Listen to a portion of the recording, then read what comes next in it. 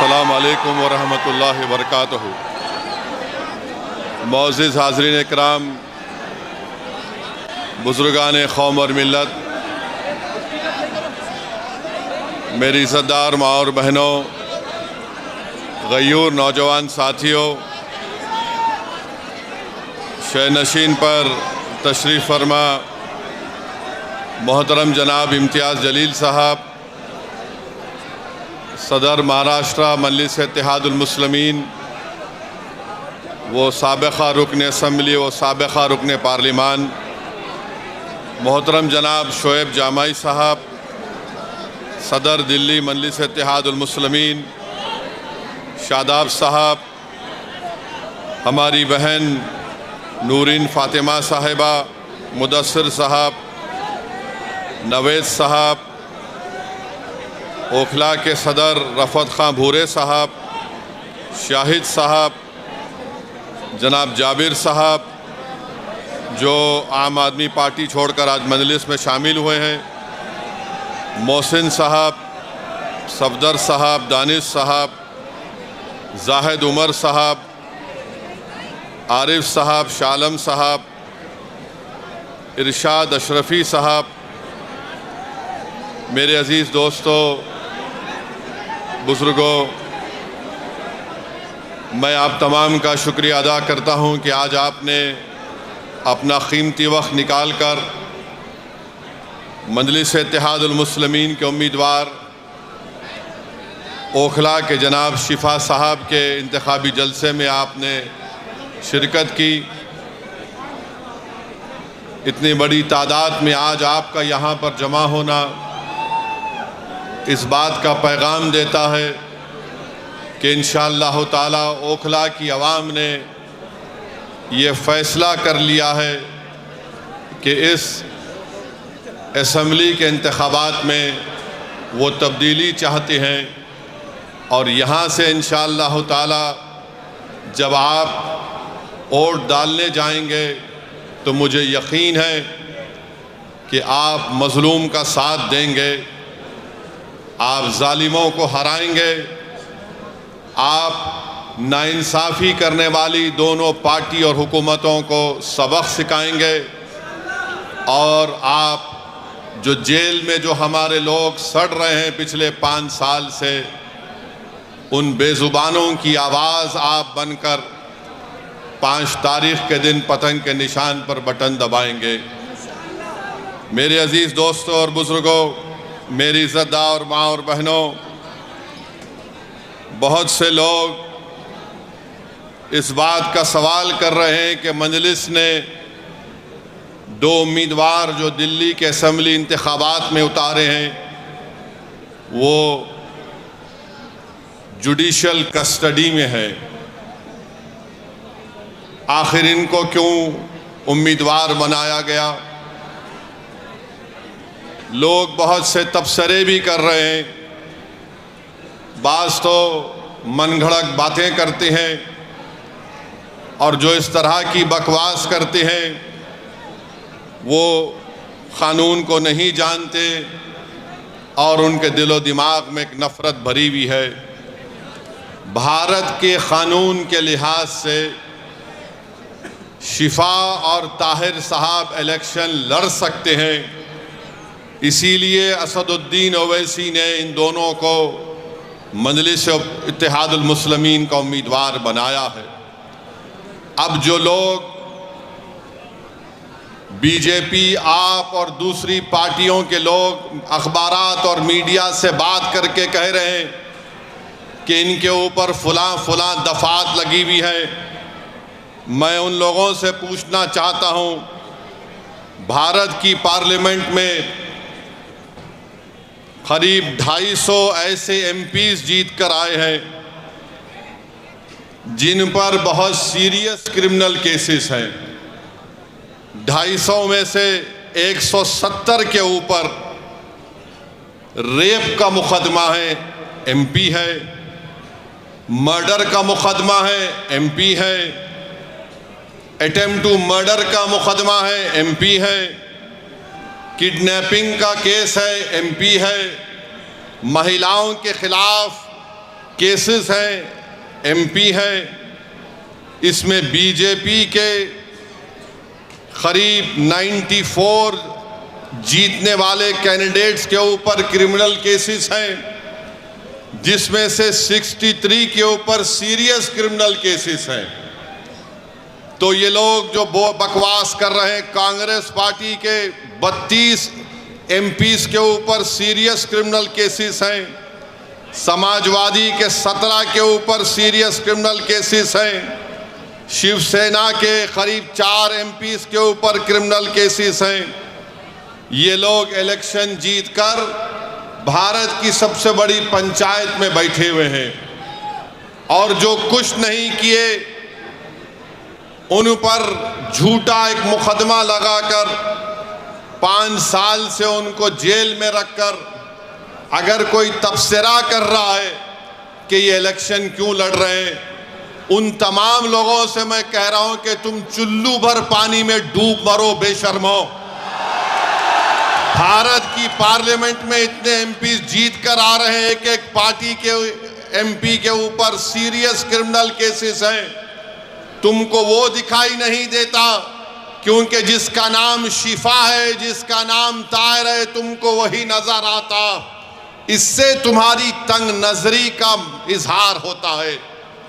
हम बराबर टिकट दिए, पहली मर्तबा नहीं दिए हैं, फिर से देंगे।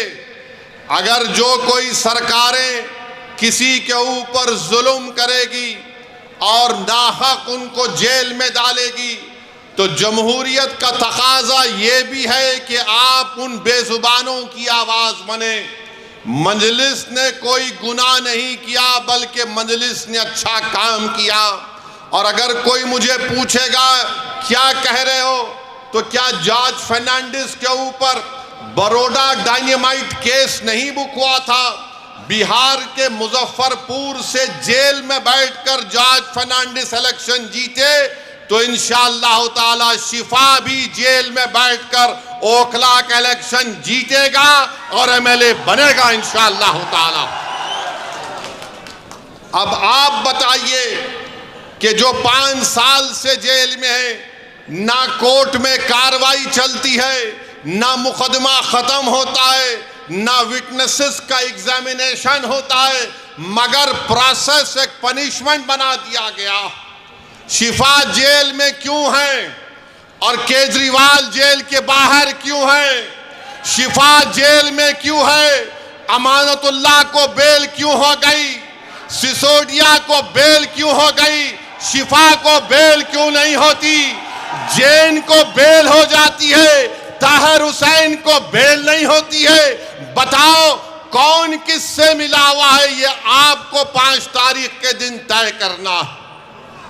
मेरे अजीज दोस्तों और बुजुर्गों, मुख्यमंत्री जेल में था 6 महीने, छोटा रिचार्ज केजरीवाल 6 महीने शराब के केस में जेल में था और आज 6 महीने के बाद निकलकर मुख्यमंत्री बनकर जेल में था और शिफा जेल से इलेक्शन लड़ रहा है। हमारी बहन अवाम के दरमियान में आकर अपने मासूम बच्चे और अपने शौहर के लिए बेबसी का इजहार कर रही है। तो जनता को तय करना है, अगर केजरीवाल इलेक्शन लड़ सकता है और जीतने का दावा कर सकता है, तो ओखला की आवाम में अगर हमियत है, और अगर ओखला की आवाम में हमियत है, मुझे यकीन है, अगर आप में हरारत है, अगर आपके दिलों में एक बेदारी है, तो आपको 5 तारीख के दिन एक इनकलाब रकम करना पड़ेगा। इस देश में अगर केजरीवाल को बेल हो सकती है और इलेक्शन लड़ सकता है 6 महीने के बाद, तो शिफा को हम जेल में बिठाकर इलेक्शन जिताएंगे। ये जमहूरियत की कामयाबी होगी। अगर नरेंद्र मोदी के पार्टी में ऐसे 90 एमपी हैं जिन पर क्रिमिनल केसेस हैं, तो मजलिस ने कोई गुनाह नहीं किया, कानून इजाजत देता है। हमने अपने उम्मीदवारों को मैदान में उतारा। जो लोग ये आम आदमी पार्टी के कह रहे हैं नहीं वोट कटेगा, अरे 94 से लेकर 2019 तक यहां से अल्पसंख्यक समाज का उम्मीदवार एमएलए बना। अब तुमको बीजेपी कैसे याद आ गई? तुमको ईडी पकड़ के लेके गई, तुम कौन सी चाय पीकर बेल हासिल करे हमको बताओ। तुमको बेल कैसे मिल जाती है, शिफा को क्यों नहीं मिलती? तुम्हारे आका केजरीवाल को 6 महीने के बाद बेल मिल जाती है, शिफा को क्यों नहीं मिलती? सिसोदिया 16 महीने जेल में बेल मिल गई, जैन जेल में बेल मिल गई।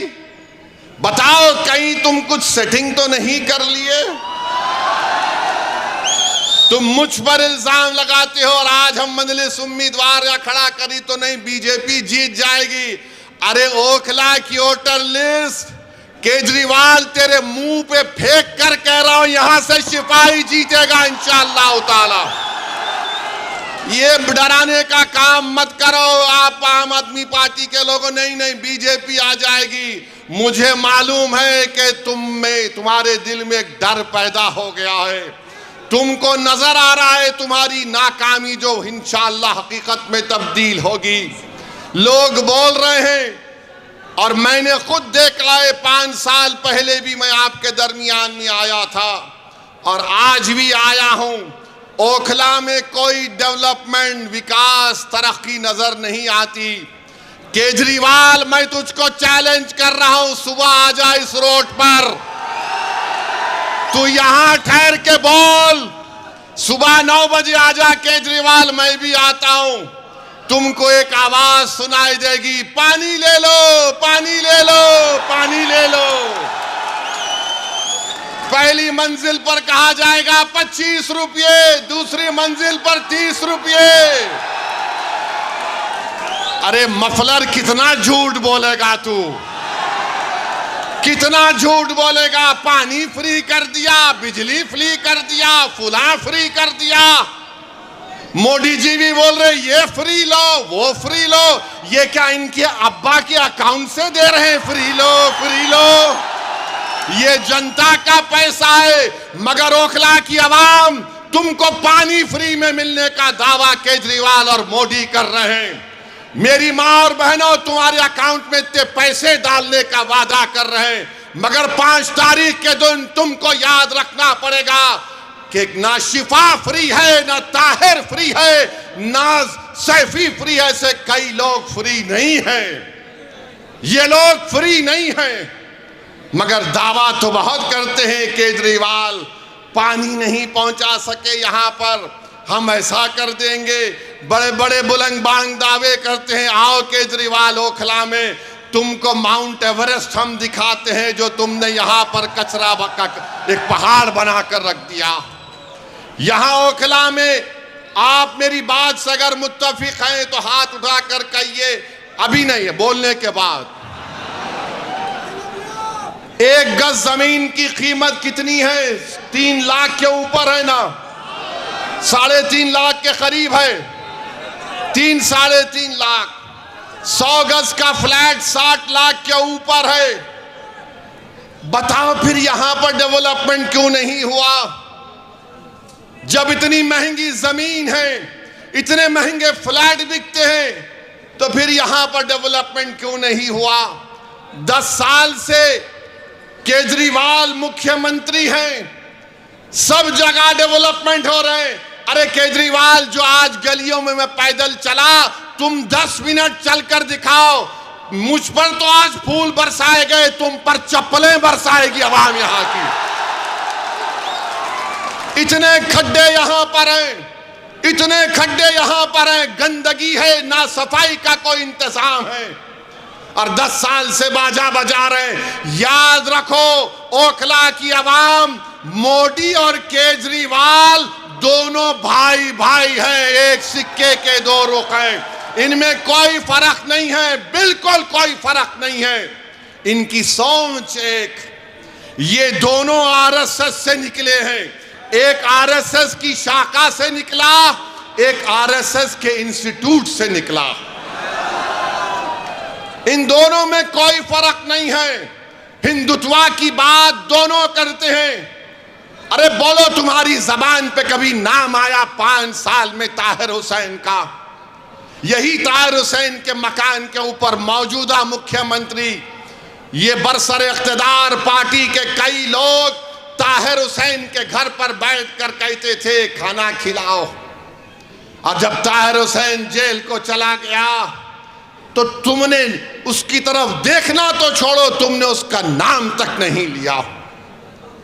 बताओ मैंने कौन सा गुनाह किया, कौन सा गुनाह हमने किया? अगर हम जो लोग आज जेल की चार सलाखों के पीछे, उन दीवारों के पीछे जिनको खामोश और गुमनामी की जिंदगी में डाल दिया गया था, मंदलिस यही चाहती है कि तुम जेल में डालोगे तो हम उनको जनता में लाके खड़ा करेंगे इंशाअल्लाह ताला।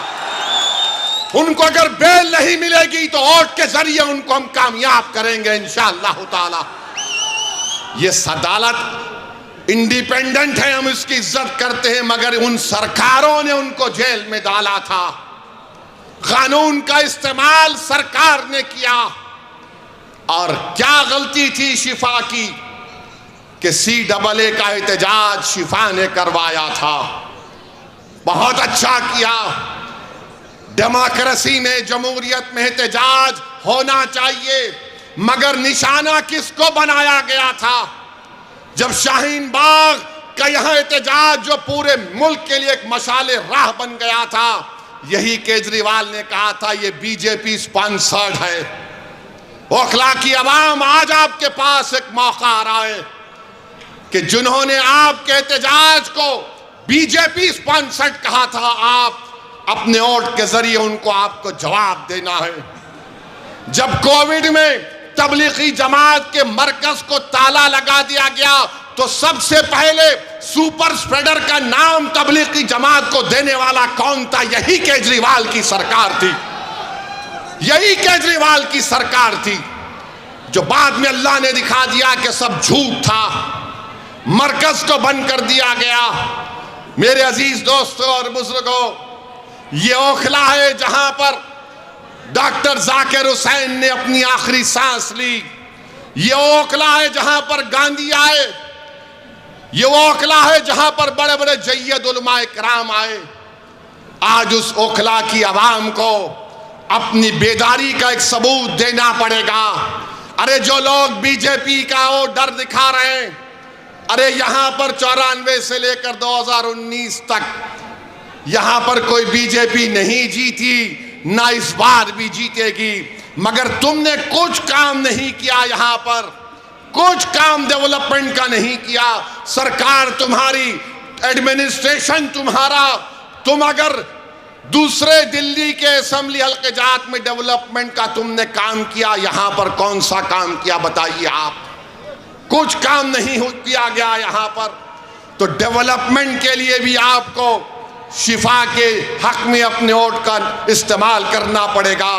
मेरे अजीज दोस्तों और बुजुर्गों, जो लोग आज जेल में 5 साल से सड़ रहे हैं, दिल्ली हाई कोर्ट ने कहा this cannot go on, we will not allow this.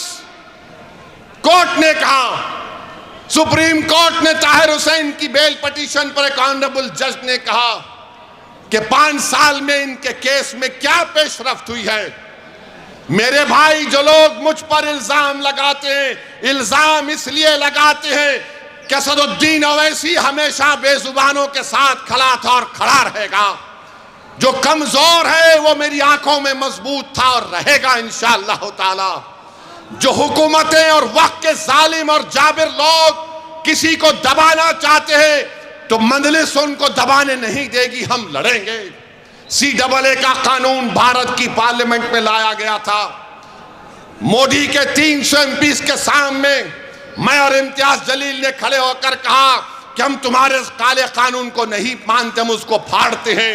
हम भी क्या नहीं मानते उस कानून को। मेरे अजीज दोस्तों और बुजुर्गों, ये 10 साल से केजरीवाल की सरकार है, 18 महीने से वक्फ बोर्ड नहीं बनता।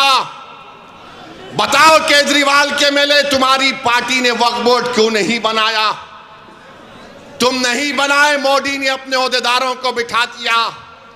आज जामा मस्जिद के हुदूद में एक मूर्ति को लगा दिया गया। ये केजरीवाल और उसकी सरकार जिम्मेदार है। वक्फ की प्रॉपर्टीज को दिल्ली में लूटा जा रहा है। और ये बीजेपी का डर दिखा रहे हैं। मेरे अजीज दोस्तों और बुजुर्गों, ओखला में बाज ऐसे अमराज हैं, ओखला में बाज ऐसे अमराज हैं, उनका इलाज करने के लिए क्या बोलते हम लोग, शिफा। बीमारी का इलाज, उसका अपोजिट क्या है, शिफा, है ना। तो इन तमाम लोग जिनके जहनों में एक नफरत की बीमारी है, जिनकी सोच और फिक्र में यह है कि नहीं, क़यादत नहीं उभरने देंगे। आज आम आदमी पार्टी कह रही है बीजेपी आ जाएगी। कोई कहता हो ऐसी साहब आप तो कौम की लीडरशिप की बात करते हैं। हाँ, मैं करता हूं, करता रहूंगा, मगर मैं बेईमानों की और बेनामी की लीडरशिप का कायल नहीं हूं। मैं आजाद लीडरशिप का कायल हूं जो गरीबों के लिए लड़े। अरे तुम्हारी जबान तो तुम्हारे केजरीवाल के सामने झुक जाती है, तुम मुंह नहीं खोल सकते। अगर तुम मुंह खोलते थे तो तुम शिफा का नाम लेते।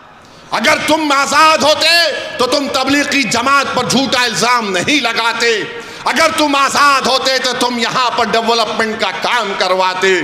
मेरे अजीज दोस्तों और बुजुर्गों, मेरी आपसे अपील है कि ये बीजेपी का डर दिखाते हैं। अरे बीजेपी का डर दिखाने वालों, 2024 के लोकसभा के चुनाव में क्या मैं आया था? क्या मैं आकर बोला था आपको ये मेरा उम्मीदवार है तो बीजेपी पूरे कैसे जीत गई? क्या मैं आकर आपके कान में आयतल कुर्सी पढ़ के फूका के बीजेपी को जिता दो? ये झाड़ू क्या कर रहा था उस वक्त? ये मफलर क्या कर रहा था? ये छोटा रिचार्ज क्या कर रहा था? अरे तू एक सीट पर बीजेपी पर कामयाबी हासिल नहीं करा, हम 2 सीट लड़ रहे तो इसकी नींद हराम हो गई। क्यों तकलीफ हो रही है? ये कभी नहीं चाहते कि आपकी लीडरशिप बने, आपकी एक आजाद सियासी आवाज पैदा हो। याद रखो मेरी इस बात को, मैं जब तक जिंदा रहूंगा मैं ये बात कहता रहूंगा कि भारत की जमहूरियत को अगर मजबूत करना है तो भारत की सबसे बड़ी अक़लियत को अपनी एक सियासी लीडरशिप को बनाना पड़ेगा। तुम मुझे पसंद नहीं करते, तुम बनाओ, मैं तुम्हारे साथ पीछे खड़े रहने को तैयार हूं। मगर याद रखो, मैं इस दुनिया में रहूं या ना रहूं, अगर तुम ये काम नहीं करोगे तो 50 साल के बाद तुमको मेरी इस तकरीर के अल्फाज याद आएंगे कि एक दीवाना आकर हमसे कहा था कि अगर हमको अपने मसाइल को हल करना है, अगर हमको इंसाफ चाहिए, अगर हमको इज्जत चाहिए, अगर हमको मान सम्मान चाहिए, अगर हमको अपने बेटों को, अपने भाइयों को, अपने बाप को अपने साथ देखना चाहते हैं, जेल में नहीं, तो लीडरशिप बनाओ मेरे भाई, लीडरशिप बनाओ। याद रखो, कोई आसमान से उतर कर तुमको लीडर नहीं बनाएगा। बगैर किसी के तुमने यहां पर शाहीन बाग को खड़ा किया, तुमने खड़ा किया शाहीन बाग को, कोई बाहर से नहीं आया था। तुमने पूरी भारत को एक राह दिखाई कि एहतजाज क्या होता है। मैं शाहीन बाग के उन माँ और बहनों को सलाम करता हूं कि तुमने बेबाकी से निकलकर भारत की हर महिला को कहा कि देखो हम निकलकर आज एहतजाज कर रहे हैं। मैं उन माँ और बहनों से, उन नौजवानों से, बुजुर्गों से कहूंगा, तुमको शाहीन बाग की तारीख 5 तारीख को दोहराना है इंशाअल्लाह ताला। क्या आप दोहराएंगे उस तारीख को? क्या आप शाहीन बाग की तारीख को दोहराएंगे, या फिर हम भूल जाएंगे हमारे उन बच्चों को और हमारी बेटियों को जेल में आज सड़ रहे हैं, जिनकी औलाद अपने बाप को देखने के लिए तड़प जाती है, जिनकी बीवियां उनको देखने के लिए तड़प जाती हैं, जिनकी माँ और बाप रो रो कर रातें गुजार रहे हैं, बीमार हो जा रहे हैं, मगर उनको बेल नहीं होती है। उनका जुर्म सिर्फ इतना है कि उनका नाम शिफार, ताहिर और सैफी है। जिसका नाम केजरीवाल है वो बाहर है। अरे तुम जब बाहर आ सकते तो हम क्यों नहीं आ सकते बताओ? ये दोहरा म्यार कैसा चलेगा? बहरहाल मेरे अजीज दोस्तों और बुजुर्गों, अपने हिम्मत और हौसले को बुलंद रखिए। डरने और घबराने की जरूरत नहीं है। हम 2 सीट पर लड़ रहे हैं, दोनों पर इंशाअल्लाह कामयाब होंगे। ये आपकी कामयाबी होगी, ये आपकी कामयाबी होगी। अरे जो बाहर रहकर डेवलपमेंट नहीं करा सका, जो अंदर है वो जब बाहर आएगा तो शेर जब ओखला की सड़कों पर छिपा चलेगा तो उसके नाम से, उसकी कुर्बानियों से, उसकी मेहनत से मुझे यकीन है कि ओखला में एक नई तारीख लिखी जाएगी। ये एक तारीखी जगह है मेरे अजीज दोस्तों और बुजुर्गों। यहाँ पर बहुत से डेवलपमेंट के काम करवाना है। हैदराबाद में मंजलिस के 7 MLA हैं। हमने मेरी कॉन्स्टिट्यूंसी में मैंने 800 करोड़ का एक फ्लाईओवर बनाया हूं 7 MLA के साथ। हुकूमत TRS की थी, अब कांग्रेस की है। चंद्रायन गुट्टा अकबरुद्दीन ओवैसी का असेंबली हल्का, वहां पर कांग्रेस की हुकूमत ने 290 करोड़ रुपए का खाली सीवरेज लाइन का काम शुरू हुआ है। याद रखिए ये क्यों पॉसिबल है, क्योंकि आपने अपनी लीडरशिप को बनाना है। अगर आप अपनी लीडरशिप को बनाएंगे ये आपकी कामयाबी होगी। याद रखो, कांग्रेस हो, आप हो, बीजेपी हो, एक बात पर मुत्तफिक है कि सबकी लीडरशिप हो सकती है, मगर जो जाकिर हुसैन का नाम लेने वाले हैं, जो अल्लामा फजल खैराबादी का नाम लेने वाले हैं, जो मौलाना महमूदुल हसन का नाम लेने वाले हैं, इन लोगों की लीडरशिप नहीं होने देंगे। मैं आपसे अपील कर रहा हूं कि अपनी लीडरशिप को पैदा करो, और वो कैसे पैदा होगी? आपके मुत्तहिद होने से, आपके एक वोट के सही इस्तेमाल करने से। यहां से कोई बीजेपी नहीं कामयाब होगी। ये केजरीवाल नंबर ही झूठा है, झूठा नंबर 1 है। अगर झूठों का कंपटीशन होगा तो 2 लोग फाइनल में आएंगे, एक मोदी और दूसरा केजरीवाल। इतनी झूठ बोलते हैं, सफाई से बोलते हैं, और मासूम जनता उनका यकीन भी कर लेती है। मैं ओखला की आवाम से अपील कर रहा हूं कि ओखला की डेवलपमेंट के लिए, और जो आपके दरमियान में खड़े होकर आपकी आवाज बना, जिसने आपके लिए आफतें उठाई, जिसने आपके रोशन मुस्तकबिल के लिए अपना चैन और सुकून कुर्बान कर दिया, आज हम शिफा के नाम पर नहीं मेरे भाई, हम ज़मीर की बुनियाद पर वोट देंगे शिफा को इंशाअल्लाह ताला। जिसके सीनों में धड़कता हुआ दिल होगा वो शिफा को वोट देगा। जिसका ज़मीर मुर्दा नहीं होगा वो शिफा को वोट देगा। जिसके दिलो दिमाग में तड़प होगी वो शिफा को वोट देगा।